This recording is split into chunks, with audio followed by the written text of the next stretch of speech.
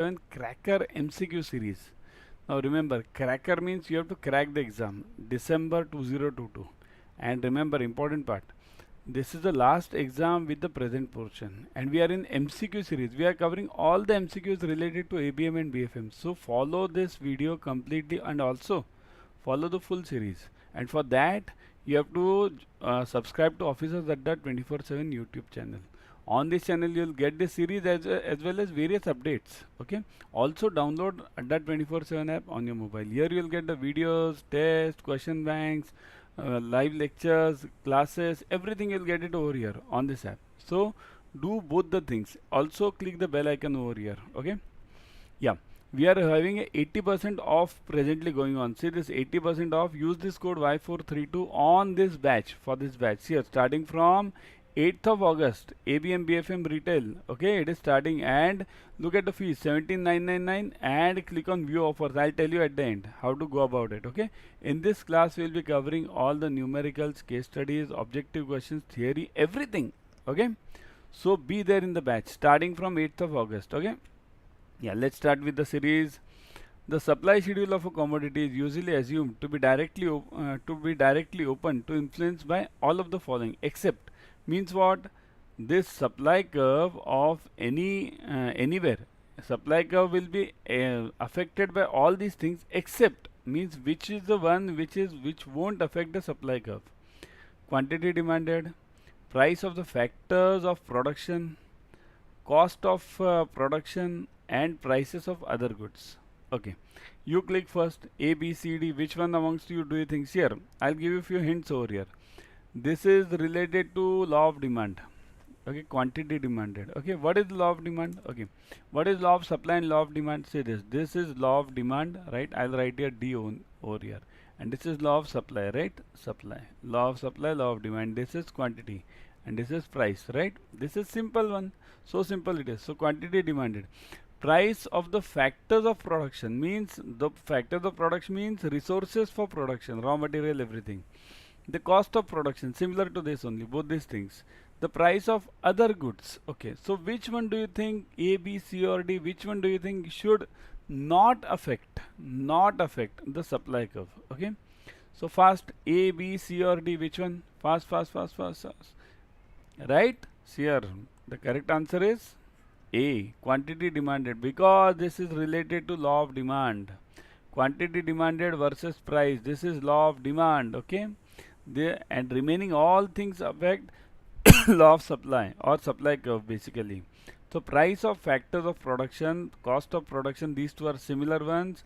The prices of other goods means substitute goods. Okay, so that's why A is the answer. Next, which of the following could explain why the supply curve of the commodity slopes downwards? Means can this happen? Means here, how does the supply curve move always? It moves upwards. Okay, this is the way always the supply curve should move. Right, just now we saw this quantity and this price. Okay, so remember this is our last question series on demand and supply. Okay, then next we'll be going on some other next topic. Okay, so supply curve always moves this way, upwards. So slopes downwards. Can it slope downward at any time? Supply curve. Can it slope? I'll mark it in dotted lines. Can it move like this? Supply curve? It can. But when? Why? Producers do not like increasing the production. Means why it may slope downwards sometimes. Okay. This is, I'll tell you right here, sometimes. Sometimes. Because it's not a general phenomena. General phenomena is it's always up. So producers do not like increasing the production. Producers have to lower the price to induce customers to buy more. Costs fall as the production price increases, and diminishing marginal utility is in operation. So which one amongst this? Say this. Think over it. What do you think should be the answer over here? Fast. What do you think? So yes. Here, I'll give you a hint over here. Simple one. Let's see. Producers do not like increasing production. This has nothing to do with law of demand and supply. Okay, this is something else. B, producers have to lower the prices to induce consumers to buy more. Now this is related to law of demand. because lowering the prices. It's known as basically the skimming pricing, right? In JAIIB we had studied price skimming. Cost falls as the production increases. Now this can be the answer or not. Now see here, your answer lies between C and B. Which one do you think is the correct one? A and D are out. Okay. Diminishing marginal utilities in operation. This is related to law of demand. Okay. So B or C, which one do you think? The correct answer is C, right? This is the only answer why the law supply curve may come downwards sometimes. May come sometimes. Why? Because cost falls as the production increases. What do you mean by this sentence? Cost falls as the production increases. Say this. It means that as you go on increasing the production, you come to the volume scale. Okay. That's called as economies of scale, EOS. It's a separate term in economics. Okay. Economies of scales. As you go on increasing the volumes, the cost of production actually decreases. That's why it's written cost falls as the production increases. So this explains why the supply curve may fall downward sometimes. Okay. Free trade area denotes. What is free trade area? See here. Does anyone know about this? ASEAN countries, ASEAN, ASEAN, ASEAN, right? All this India, Myanmar, Nepal, China, right? All these countries have come together. ASEAN countries. Or why go to ASEAN? Many of you might not be thinking. What is this Eurozone? Euro, right? Europe, we understand everything. What is this Europe? It's a combination of various countries, right? So these are all free trade areas. Means what? ASEAN is not actually a free trade area. It means that it's a separate group, but similar logic. But Euro is a free trade area. Means what? A group of countries. Here, firstly you answer. Otherwise, I'll answer everything. What's the point? Isn't it?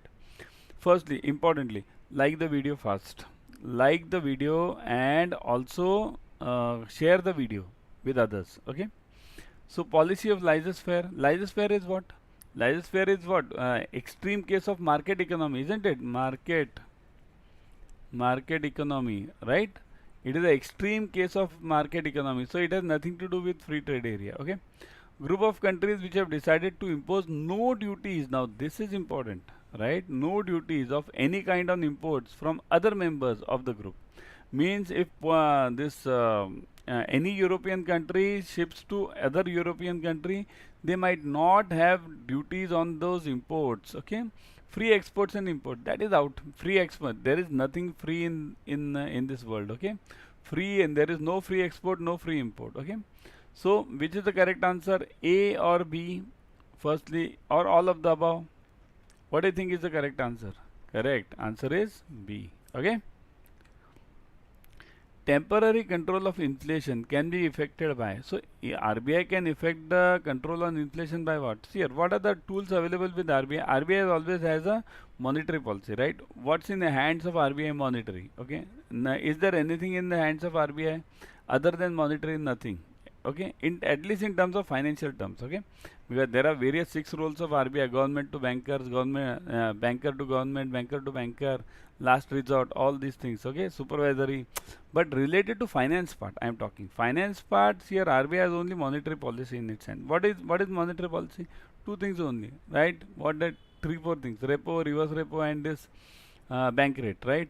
Means CRR, again I'll come to this, CRR then repo. These are the 2 important tools which RBI controls through monetary policy, isn't it? So this can only affect temporary phase. Remember, RBI can come into temporary rescue, but it can't go for a permanent rescue. Remember this. Okay. So how it can lower this inflation? Lowering the bank rate. So if it lowers the bank rate, then what happens? Second, purchasing of securities by RBI, restraint on growth of money supply, and none of these. What do you think? Lowering the bank rate, purchasing of securities, restraint of growth on the growth of money supply. So which among these 3, A, B or C?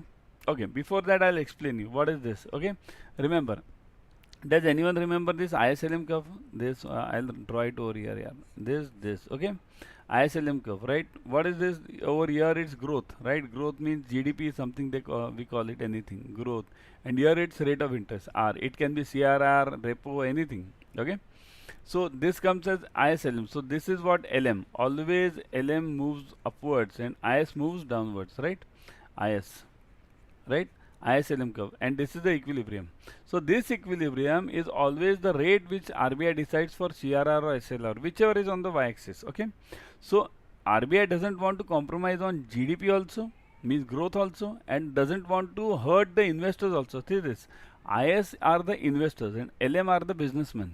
Okay, it's simple logic. Okay, so RBI doesn't want to hurt anyone. So what happens? RBI fixes the rate which is acceptable to all. So this is equilibrium, right? Now coming back to this point, if RBI lowers the rate of interest, what will happen? IS curve will go down, okay, but GDP will increase. GDP increase means inflation increase. Always remember, inflation always goes hand in hand with GDP. Generally, 90%. So lowering interest rate will happen. Will give you what? It will increase the inflation. So this is out. Firstly, you answer. Okay, I am answering. I am explaining you. So firstly, you answer. What do you think? A, B, or C? Purchasing of securities, again this is not an option, this is wrong option. Why? Because that is done through OMO.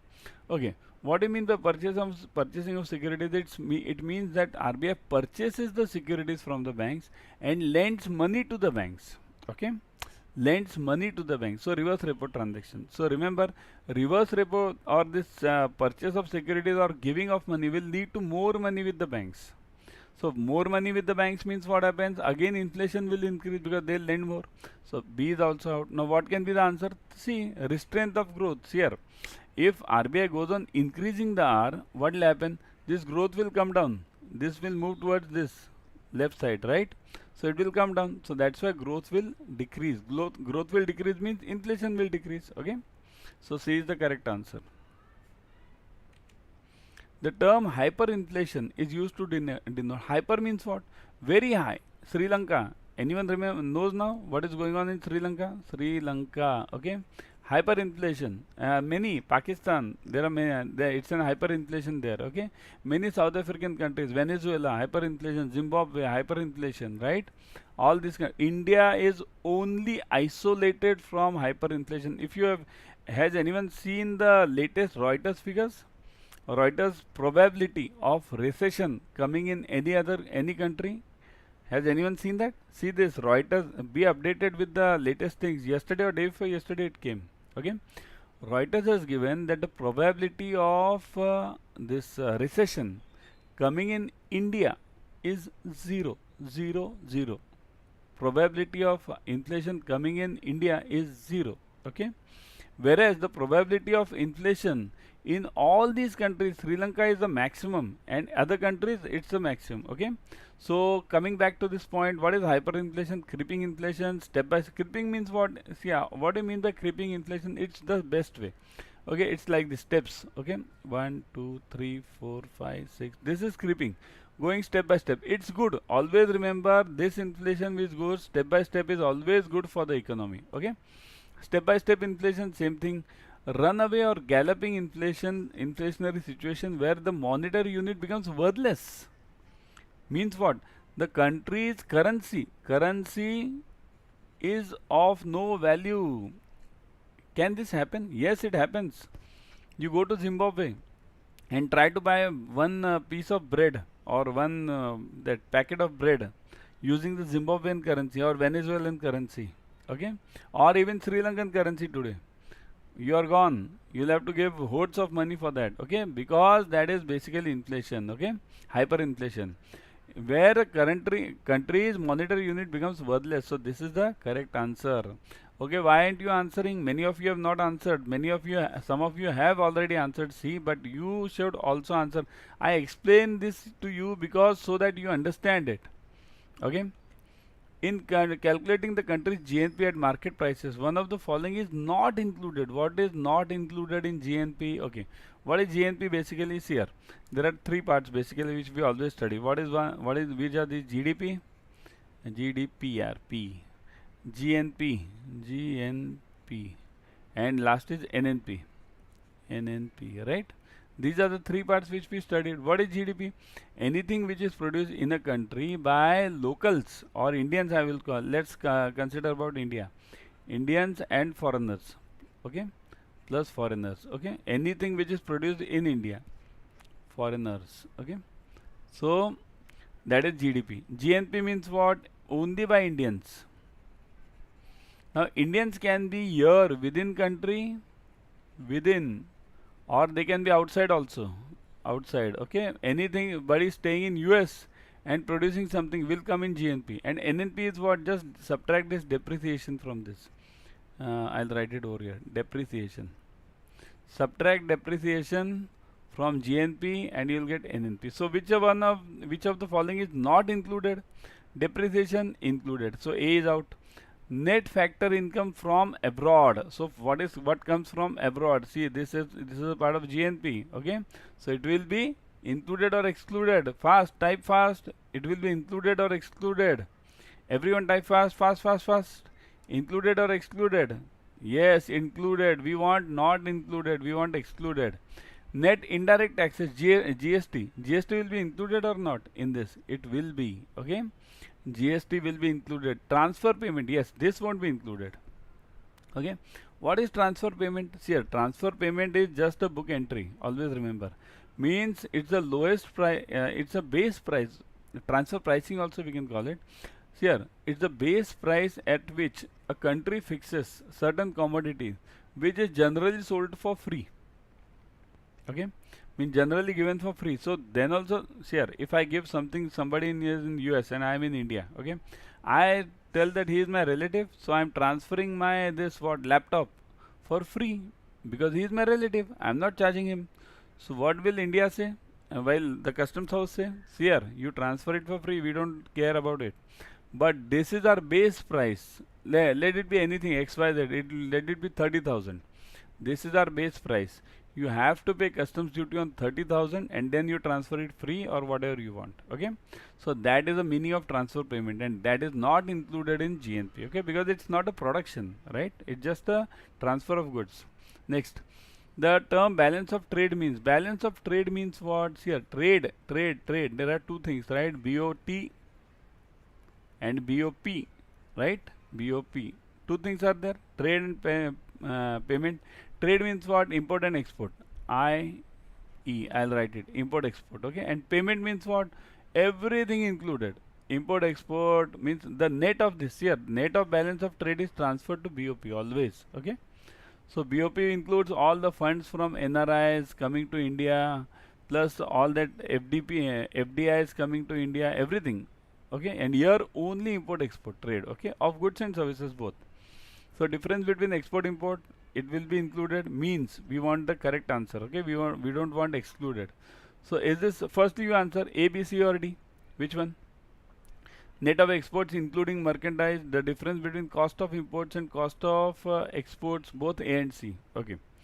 What do you think? This is a tricky one, huh? Tricky one. Definitely a tricky one. I know many of you will be answering this A. Because A is the correct answer. I agree, A is the correct answer. But there is also one more answer, C. The difference between cost of imports and exports. Okay. So that is also included in the BOT, balance of trade. So A and C is the correct answer. Okay. The open market operations refer to sale and purchase of by the RBI of. So RBI does OMO in what? This is called as OMO. OMO in what? All these three things. Here, forex, gold, government securities. RBI does OMO in all the three. Okay, all of the above. So the correct answer is D, because many of you know, I know many of you might be mistaking, because many of us think that OMO is done only in government securities. No, it is done in gold also, it is done in forex also. What is OMO basically? Purchase of or sale. It's that simple. Both purchase or sale in secondary market. Okay. So foreign exchange, purchase or sale. Gold, purchase or sale. Government securities, purchase or sale. RBI can do anything in this, isn't it? Other than OMO, there is one more concept that's called as MSS. I have taken that in the live lectures, okay? Live classes over here. So, at full employment level, which of the following would be the most likely lead to inflation? So, full employment means what? Everybody is employed and happy situation. So what will lead to inflation in that case? Fall in taxation with no changes in government expenditure. This is a tricky one. I think so. This should be the correct. Let's see. Let's find the logic for this. Fall in taxation with no changes in government expenditure. No changes in government fall in taxes. Okay, yeah. So this will lead to inflation. Why? See here, what happens at full employment level means everybody is paying taxes and government is spending on infrastructure, let's say 100 rupees. Okay. See here, taxes are received, let's say 100 rupees. Okay. And government is spending again, let's say 100 rupees. Okay. Let's consider both of them as same. This is income, taxes, and this is what spending, right? Spend. So what happens now? The taxes are reduced. They come down to, let's say, 70. But the spending is not reduced. It goes to 100. So where will this gap of 30 rupees be filled in? This gap of 30 rupees has to be filled in through what? There are two measures now. Government can fill this gap through, or market fixes the same through inflation. The prices of the commodities increase so that the taxes again go to the same level of 100. Okay, so that's why A is the correct answer in this. Okay, then because spending is remaining same, if the taxes are reduced, spending should also reduce, but it's not reducing. So this gap needs to be filled in by taxation, by inflation, or what is the second way out? If government doesn't want to go for inflation, what is the second way out? The second way out is GDP. Sorry, not GDP. This FDI, foreign direct or FII. These two investments, if the government comes, then this gap gets filled in. Okay. So fall in taxation, A is correct. Let's see about B, C, and D also. Increase in productivity without any increase in wages. So wages, this is not the point related to this graph of this employment. Okay. So this is out. Fall in investment with no change in prosperity of the consumer. Fall in investment, no change in prosperity. No, prosperity has nothing to do presently, at least for CAIIB angle. Huh? If you look at it in the long run, it's after all, it comes to one and the same thing. But for CAIIB, this is not the answer. Because prosperity has no direct relationship with this inflation part, means this government gap part, this gap which is coming in. Okay. So C is out. D. A rise in prosperity to save with no change in investment. So rise in prosperity to save means people are saving more. Forget this. Again, this is out. Simple logic is this. Fall in taxation with no changes in government expenditure. This is the simplest answer. Always remember, simplest answer is generally the correct answer. Okay. So now, before ending this series, understand this batch will be starting from 8th of August 2022. Okay, 8 p.m. to 10 p.m. Remember, don't forget this batch. Okay, and we'll be covering all the numericals, case studies, objective questions, theory classes. Everything will be there. Okay, so join this class and remember, this is your last exam with current portion. Next May 23 will be the new portion.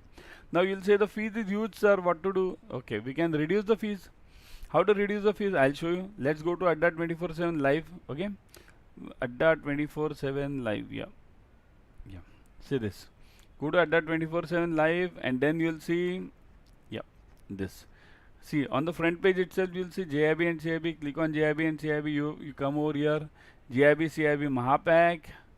This and November December English batch. You can click any one of this. Mahapack is the best one. It's like this. That OTT membership, Netflix and all those all these memberships, right? So it's like that. You go for this membership and then you'll get all the classes. And remember, this code Y432 is applicable over here also. Okay. So and also this English batch. Now I'll show you about this English batch. Go to this English batch. See this. These batches you will see. Okay. Click on this batch 17999 starting from this August 8th. You'll see all the details over here. Okay. What are the details here? Important part. You get 120 plus hours of ABM, BFM and retail. You get recorded videos, you get intensive practice tests. Okay, all these things are available. At what price? 17,999? No. Click on view offers. Now once you click on view offers, look at this Y432. Click, put the code, apply the code, see the code. See here, 17,999 reduces to 4139. So this 77% of grab this opportunity as fast as possible because it's an investment for lifetime. So I'll come to